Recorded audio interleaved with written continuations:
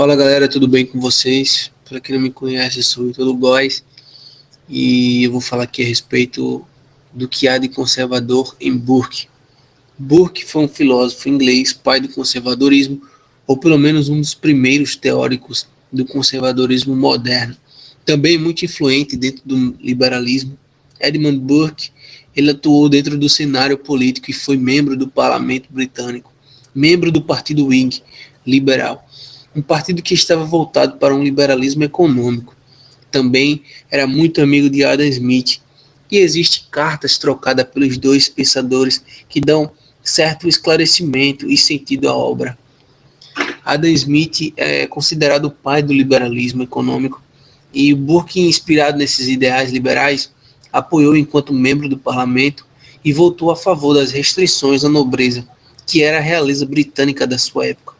Nesse ponto, vemos um lado mais liberal de Burke, tanto economicamente como politicamente, fazendo assim a sua visão ser um tanto complicada de analisar. Ficamos a imaginar se ele é um dualista conservador liberal, de direita ou esquerda, porque ele apoiou a independência das três colônias. Ele apoiou essa revolução americana. E ao apoiar essa revolução, ele está se distanciando do que poderíamos chamar, a princípio, de um conservadorismo. Mas, ao mesmo tempo, ele era contra a Revolução Francesa, pois, para Edmund, a Revolução Francesa tinha acontecido de uma forma a deixar o caos. Ele está criticando a Revolução Francesa com um olhar conservador, podendo ser notado em suas cartas. Mas vamos separar as coisas. O que é esse conservadorismo? Conservadorismo não diz respeito à manutenção de um status quo.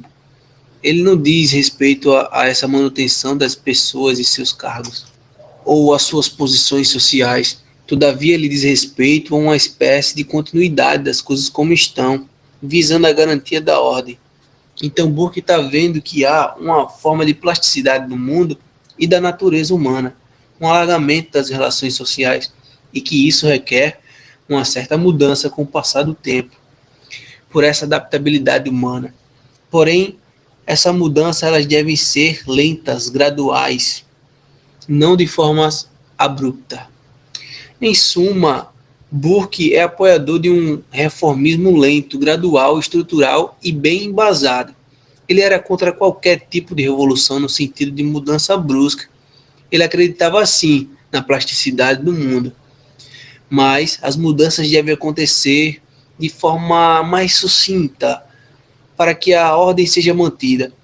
Quando elas acontecem de uma vez, como foi o caso da Revolução Francesa, e onde ele tem uma parcela de razão, pois o que se seguiu após a Revolução Francesa foi um período de algumas décadas de caos, governo entrando e saindo, vários modelos políticos, porque não tinham tido um certo planejamento prévio. Ele então acredita nessa necessidade de que as coisas aconteçam de uma maneira planejada, lenta e gradual. A concepção de um conservador liberal surge com Edmund Burke e é necessário explicar esse termo. Ele se dizia para Smith, enquanto uma visão revolucionária sobre a França, que se mantinha na posição de conservador, pois não acreditava naquela mudança repentina. Porém, ele não está falando de aspectos morais da sociedade. Não, ele não está falando também de costumes. Ele está falando a respeito da visão crítica sobre a Revolução Francesa. Porém, enquanto a economia, ele apoiava as ideias do seu amigo Adam Smith. Então, ele se considera um liberal. Por isso surge esse contexto aí, liberal conservador. Mas, em suma, se entende-se que para Burke a mudança deve ser de forma lenta, gradual, planejada. E, no sentido econômico, ele defende sim uma posição liberalista. Então é isso, galera. Agradeço. Tchau, tchau. Fiquem todos com Deus.